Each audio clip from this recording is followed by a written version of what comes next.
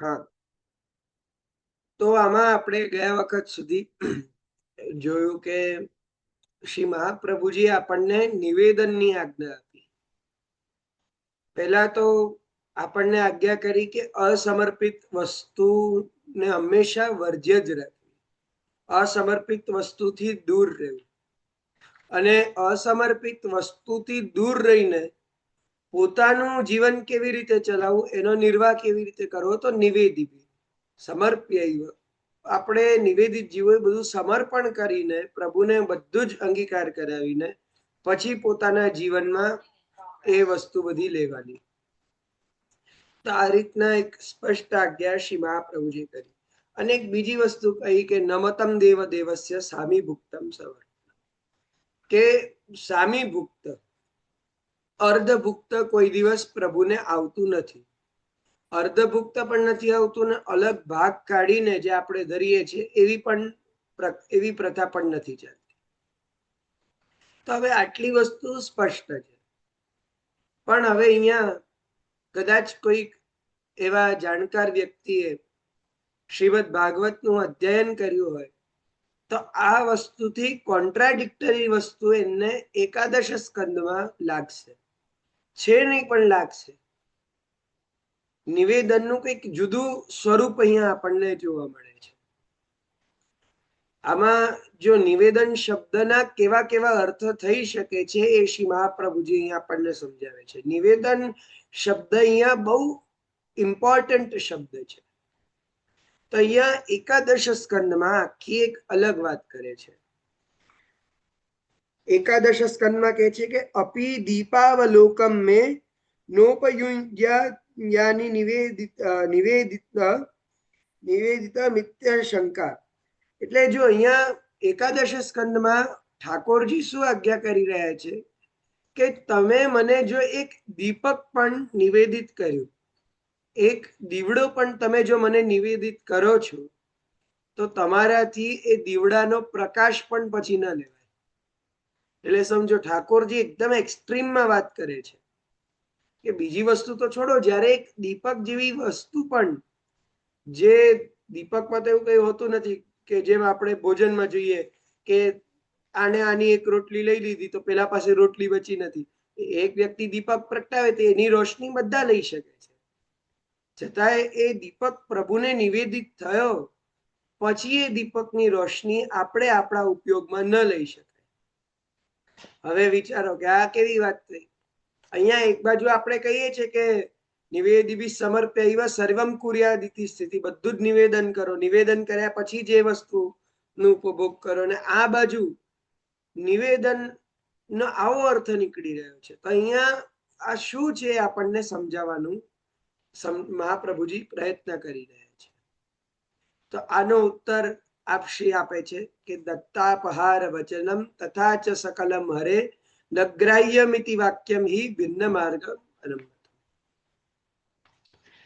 અહીંયા આપશ્રી એવું સમજાવે છે કે આપી અને પાછું લેવું, જેમ અહીંયા આપણે જોયું કે પ્રભુને દીપક સમર્પી દીધો, હવે એ દીપકની રોશની પોતાના ઉપયોગમાં લેવી, તો એવું નિવેદન ક્યારે ના ચાલે, અથવા એ નિવેદન નો ઉપયોગ આપણામાં ક્યારે ના થાય કે જ્યારે આપણે ભક્તિ માર્ગ સિવાયના બીજા અન્ય માર્ગની વાત કરીએ છીએ. એટલે સમજાયું, આ નિવેદન શબ્દના અર્થ અન્ય માર્ગોમાં અલગ છે. કર્મ માર્ગમાં, પૂજા માર્ગમાં નિવેદન કર્યા પછી એ વસ્તુ પાછી નથી લેવાતી. પ્રભુને એકવાર જે નૈવેદ્ય ધરાવ્યું, જે એકવાર પૂજા સામગ્રી પ્રભુને ધરાવી, એ વસ્તુ પછી પૂજા માર્ગમાં કે કર્મ માર્ગમાં વ્યક્તિથી લેવાતી નથી. આ એક બહુ ધ્યાન રાખવા જેવી વસ્તુ છે. તો નિવેદનનો અર્થ પુષ્ટિ માર્ગમાં અથવા ભક્તિ માર્ગમાં જેવો અર્થ છે કે પ્રભુને ધરીને પછી પોતે પોતાના ઉપયોગમાં લઈ શકાય છે. હવે એક બીજી વસ્તુ અહીંયા એ સમજવાની છે કે ખરેખર નિવેદન શબ્દનો મૂળ અર્થ તો જે ભક્તિ માર્ગમાં થાય છે એ જ છે. આપી દેવું અને પાછું ન લઈ શકાય એવો જે અર્થ છે એ તો ગૌણ અર્થ છે. આમાં કેવું છે કે એક સ્થૂલ અર્થ હોય અને એમાંથી પછી બીજા ઘણા બધા અર્થો નીકળતા હોય. જેમ એક ટાયર હોય, એક વ્હીલ હોય. એક વ્હીલ હોય એમાં કેવું હોય, એક પૈડામાં કે વચ્ચેનો એક સેન્ટર હોય, વચ્ચેનો એક ભાગ હોય, એ કોમન હોય. પછી એમાંથી જે નીકળતા એના કહીએ ને કે એ બધું હોય છે, એની અંદર પછી એક આ બાજુ ડાયવર્જ થાય, એક આ બાજુ થાય છે. તો અહીંયા વસ્તુ એ જ છે કે મૂળ નિવેદનનો અર્થ જે ભક્તિ માર્ગનો છે એ પ્રધાન છે. એટલે નિવેદન કર્યા પછી એ વસ્તુના ઉપભોગમાં ભક્તિ માર્ગીઓને કોઈ આપત્તિ નથી હોતી. આજના સમયમાં પણ ઘણી જગ્યાએ એવું જોવા મળે છે. ઘણા લોકો, ઘણા સંપ્રદાયના અનુયાયીઓ આજે પણ ભગવાનને ધરીને નથી લેતા. જેમ આપણી ત્યાં કેવી ટેક છે કે આપણે ભગવાનને ધરીએ પછી જ લઈએ, એ લોકોની એવી ટેક છે કે ભગવાનને ધરેલું તો તમે ઝેર ખાઈ લો પણ ભગવાનને ધરેલું તમારાથી નહીં લેવાય. કેમ? કારણ કે એ નિવેદનનો અર્થ આખો દાનમાં જતો રહે છે. એ પછી જો લેવાય તો એમાંથી દેવ દ્રવ્યનો, દેવલકપણાનો દોષ આવે છે. એટલા માટે એને ખાલી વૈદિક ધર્મમાં જ નહીં, પણ વૈદિક ધર્મને ન માનનારા એવા આપણે જૈન લોકોને પણ જોઈએ તો એમાં પણ ઘણી વાર એવું સાંભળવા મળે છે કે ભાઈ નિવેદિત વસ્તુ પાછી આપણાથી લેવાતી નથી. તમે નિવેદન કરો, એ નિવેદન પાછું તમારાથી ન લેવાય. તો ઘણી બધી જગ્યાએ નિવેદનનો આ અર્થ સ્વીકાર્ય છે. પણ એ બધી જગ્યાએ જેને નિવેદન કે છે, આપણી ત્યાં એને દાન માન્યું છે. દાનનો એક સામાન્ય અર્થ શ્રી ગોકુલનાથજી કહે છે કે દાનમ નામ સ્વસત્તા પરિત્યાગ પૂર્વકમ પરસત્તા પાદનમ. એટલે પોતાની સત્તા છોડી દેવી અને બીજાની સત્તાનું સ્થાપન, એનું નામ છે દાન. તમે કોઈ બ્રાહ્મણને ગાયનું દાન કર્યું તો એ ગાયના દૂધ ઉપર કે ગાય ઉપર તમારો કોઈ હક નથી. પછી જેને તમે એ ગાય આપી છે એ ગાય ઉપર એની સત્તા છે.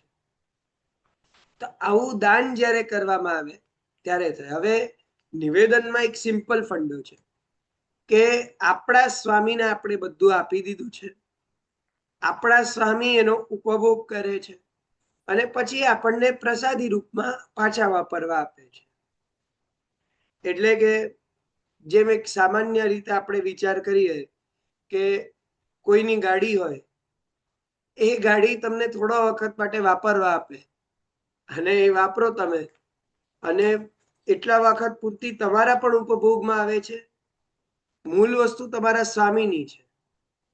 તો અહીંયા તમે બધું જ પોતાના પ્રભુને નિવેદિત કર્યું, તમારી સત્તા નથી છૂટી, બધી વસ્તુ પ્રભુને નિવેદિત થઈ ગઈ છે. તો હવે જ્યાર સુધી પ્રભુને નિવેદિત વસ્તુ પ્રભુના વિનિયોગમાં નહીં આવે ત્યાર સુધી તમે એ વસ્તુનો ઉપયોગ કેવી રીતે કરી શકો? હવે તો તમે સર્વસ્વનું આત્મા સહિત આ લોક પરલોક બધાનું સમર્પણ કર્યું છે. એટલે દરેક વસ્તુ અહીંયા તક કે આપણા પરિવારજનોને પણ પ્રભુની પાસે જ આપણે પ્રભુને સ્વીકાર કરાવવાના છે. એનું કારણ શું છે કે આપણું આખું પરિવાર પણ હવે પ્રભુનું થઈ ગયું છે. આપણે જ્યારે પોતે પ્રભુના છીએ તો આપણા પત્ની, પુત્ર, આપણું પરિવાર એ બધું પ્રભુનું છે. તે એ બધાને સેવામાં લાવવા અથવા એ બધાને પ્રભુની કોઈક ને કોઈક સેવામાં વિનિયોગ કરાવવા, એ પણ એક સેવકનો ધર્મ છે. એટલા માટે તો આપણી ત્યાં બાળકોને પણ એક સારી ઉંમરથી જ્યારથી સમજતા થાય એમને તરત જ સેવામાં જોડવાની વાત છે. કારણ કે આપણે સર્વ સમર્પણમાં જેને આપણે પોતાના માનીએ છીએ એ બધાને આપણે પ્રભુને અર્પણ કર્યા છે. કે પ્રભુ, હું પોતાની જાતને પોતાનો માનું છું તો મેં પોતાની જાતને આપને આપ્યા છે. હું જેમને પોતાનો માનું છું એ મારું પોતાપણું છે, મેં આપને સોંપ્યું છે. એટલે કહીએ ને કે જેટલા જગ્યાએ આપણું મમત્વ લાગતું હોય, જે મારું છે આપણે એવું બોલી શકતા હોઈએ. જો અહીંયા એ પણ વાત છે કે જેટલું મારું છે એટલું જ, જેમાં આપણે મારું છે એવું ન કહી શકીએ એના ઉપર આપણે કોઈ પણ પ્રકારે સમર્પણનો સિદ્ધાંત લાગુ ન કરી શકીએ. પરિવારમાં પણ જે આપણા કહીએ ને કે જે ખરેખર આપણે પોતાના છે એવું કહી શકીએ એમના સમર્પણની વાત છે. પણ જે લોકોને આપણે પોતાના કહી ન શકીએ, હવે આપણા જ્ઞાતિ બંધુઓ છે ને એ બધા છે, તો એ લોકોનું સમર્પણ કોઈ દિવસ આપણે કરી જ ન શકીએ. તો આપણું સમર્પણ અથવા આપણા પ્રભુનું પરિવાર કોણ? કે જે આપણું પરિવાર છે. આપણા પ્રભુનું ઘર કયું? તો જે આપણું ઘર છે. આપણા પ્રભુનો પ્રિય સેવક કોણ? જે આપણો પ્રિય છે, એટલે આપણે પોતે. એટલે આ સમર્પણનો સિદ્ધાંત છે કે જે આપણું છે એ આપણા પ્રભુનું છે. એટલે અહીંયા મૂળ વસ્તુ કે આપણી મમતા આપણે પ્રભુને સોંપી દીધી છે. આ સમર્પણનો સિદ્ધાંત એટલો બધો સોલિડ છે, જો અગર વાસ્તવિક જીવનમાં આપણે એને એક સચ્ચાઈથી નિભાવીએ છીએ, જો આપણે છલ કપટ વગર એને પ્રોપરલી એને આપણા જીવનમાં અપ્લાય કરીએ છીએ, તો આ એવો સુંદર સિદ્ધાંત છે કે જેનાથી આપણી મમતા જ દૂર થઈ જાય. અહંતા અને મમતાનો નાશ સર્વથા સમર્પણ દ્વારા થાય છે. તો આ રીતના સર્વ વસ્તુનું સમર્પણ અહીંયા કહ્યું છે. હવે જો દત્તાપહાર વચનમાં શું કહે છે કે દત્તાપહાર એટલે શું? દત્ત એટલે આપેલું અને અપહાર એટલે પાછું લેવું. તો ભાગવત ગીતાદિકમાં જ્યાં બતાવ્યું છે કે આવી રીતે આપેલી વસ્તુ પાછી ન લેવાય પ્રભુને, તો આ બધી જગ્યાએ ભિન્ન માર્ગ પરમ મતમ, અલગ અલગ માર્ગોમાં જુદા જુદા મત હોય છે. પણ આપણા ભક્તિ માર્ગની વાત કરીએ એટલે કહીએ ને કે પ્રભુને ધરીને જ બધું પોતે લેવું, આ સિદ્ધાંત કઈ બધા માટે નથી. જો આપણે ઘણી વાર કહેતા હોઈએ છીએ કે તમે તમારા ભગવાનને ધરીને લો, કે તમે આમ કરીને લો, તો આવા સિદ્ધાંત બીજા ઉપર આપણે નથી થોપી શકતા. આ કેવલ ને કેવલ ભક્તિ માર્ગીય સિદ્ધાંત છે. એટલે જે લોકો ભક્તિ માર્ગને ફોલો નથી કરતા એમના માટે આનું કોઈ મહત્વ નથી. કારણ કે એ લોકો પ્રભુને કેવી રીતના કોઈ વસ્તુ સમર્પે છે, પ્રભુને કોઈ વસ્તુ ધરતા પહેલા એમના મનમાં કેવો ભાવ આવે છે, એ બહુ મોટી મુખ્ય વસ્તુ છે.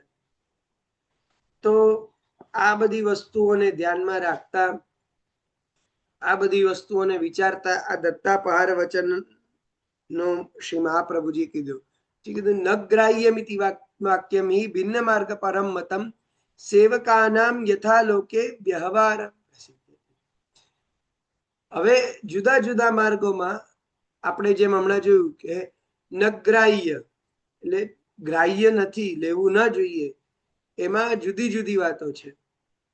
હવે આગળ બીજી એક વાત કીધી કે સેવકાનામ યથા લોકે વ્યવહાર, કે જેમ લૌકિકમાં પણ, હવે આ દૃષ્ટાંત અત્યારના સમયમાં તો લૌકિકમાં પણ એવા કોઈ સેવક રહ્યા જ નથી કે જે આ રીતનો વિચાર કરતા હોય.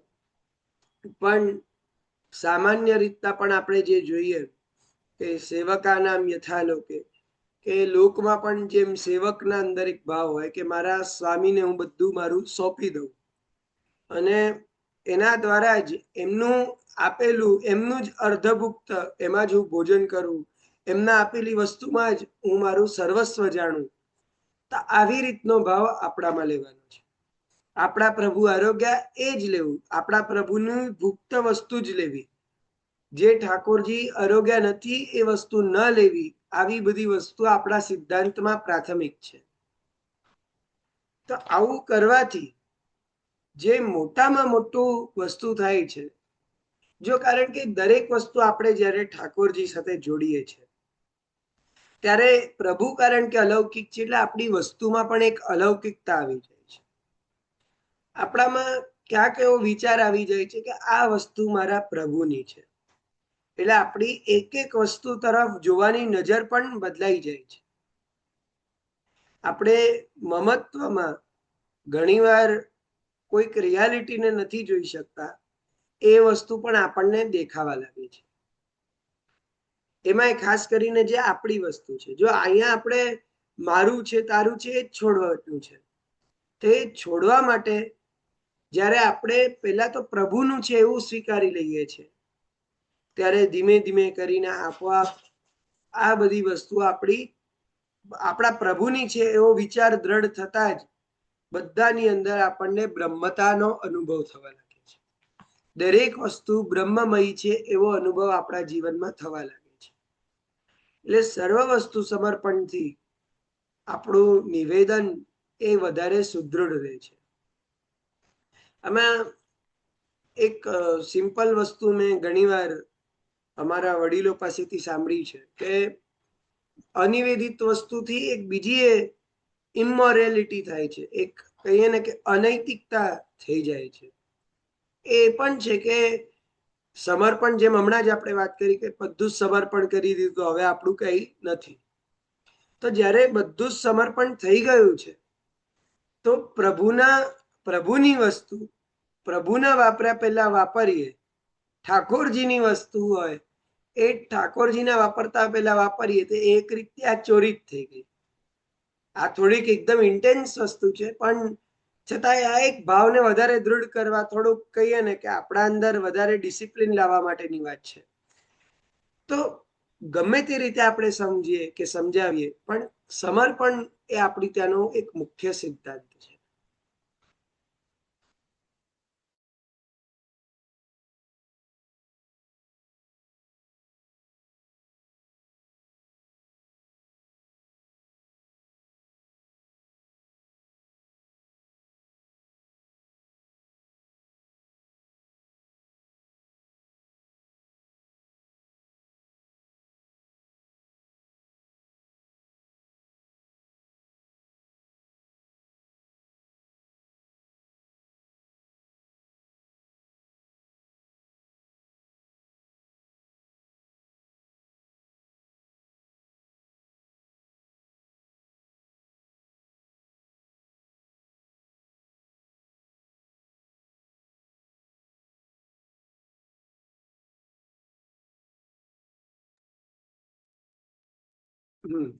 તો આ સમર્પણના સિદ્ધાંતને મહાપ્રભુજી આવી રીતના સુદૃઢ કરે છે. છેલ્લે જે વાત કરી કે સર્વેશામ બ્રહ્મતા હતા, કે બધી જ વસ્તુ આપણી પછી બ્રહ્મમય થાય છે. એમાં સર્વ વસ્તુમાં આપણને જે એક આપણી ત્યાંનો સર્વાત્મ ભાવ છે એની સિદ્ધિ તરફનો એક મોટો રસ્તો છે. સર્વાત્મ ભાવ એટલે સર્વ જગ્યામાં આપણને શ્રી કૃષ્ણનો જ અનુભવ થયો. અહીંયા જો બ્રહ્મ સંબંધમાં સર્વ વસ્તુનો સંબંધ બ્રહ્મ સાથે છે, તો સંબંધ થતા એક સમયમાં સર્વ વસ્તુમાં બ્રહ્મનો અનુભવ થવો એ પણ આના દ્વારા સિદ્ધ થાય છે. અને એવું કરતા કરતા જ્યારે આપણે દરેક વસ્તુ ઠાકોરજીમાં જ માનવા લાગીએ છીએ, આપણું દરેક વસ્તુનું સેન્ટર આપણા શ્રી કૃષ્ણ જ થાય છે, ત્યારે પછી એક સ્ટેટ એવો આવે છે કે આપણામાં કોઈ દોષ બાકી નથી રહી જતા. સમજો બધી વસ્તુ ડિઝોલ્વ થઈ ગઈ તો દોષ શું વસ્તુ છે? આમાં શ્રી મહાપ્રભુજી બહુ સરસ વસ્તુ સમજાવે છે કે કોઈ પાણી, તમે સમજો કે કોઈ ખરાબમાં ખરાબ જલ હોય, એકદમ દૂષિત જલ હોય, એકદમ ગંદુ કચરા વાળું પણ જલ હોય, એ જલ ક્યાંક જઈને ગંગાજીમાં મળતું, એ જલ કદાચ આપણે બાલ્ટી ભરીને કોઈ વ્યક્તિને ખબર ના પડતી અને ગંગાજીમાં નાખી આવે. પણ વિચાર કરીએ કે એ ખરાબ જલ પણ જ્યારે ગંગાજીમાં મળી જાય છે ત્યારે એ પણ ગંગાજીનો એક ભાગ બની જાય છે. પછી એ જલનું ખરાબ હોવાપણાનું એનું કોઈ અસ્તિત્વ બાકી નથી રહેતું. એ જલ પછી ખરાબ રહી નથી જતું, કારણ કે ગંગાજીમાં ડિઝોલ્વ થઈ ગયું છે. હા, ગંગાજીથી મળતા પહેલા એનામાં ઘણા બધા દોષ હતા, પણ ગંગાત્વ થવાને કારણે ગંગાત્વેન એ પછી એનામાં એક ભાવ આવી ગયો છે.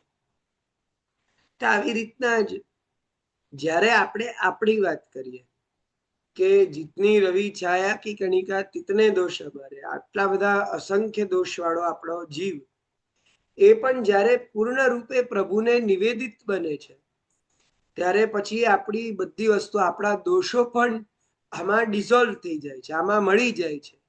એટલે ગંગાજીના અંદર ખરાબ પાણી મળવાથી પણ ગંગાજી દૂષિત નથી થતા, એ પાણી ઉલટાનું ગંગામય બની જાય છે.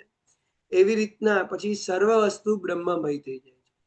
પછી કહીએ ને કે અલગ કોઈ આઈડેન્ટિટીની વસ્તુ જ નથી રહેતી.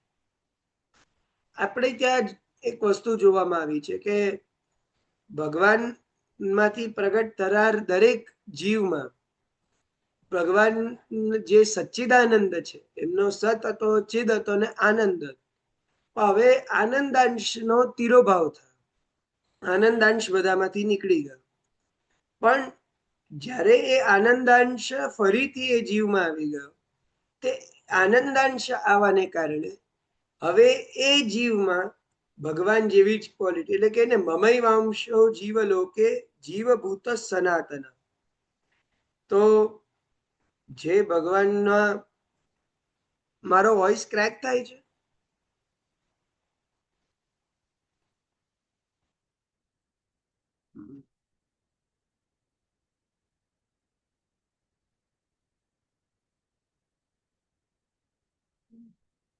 એક મિનિટ.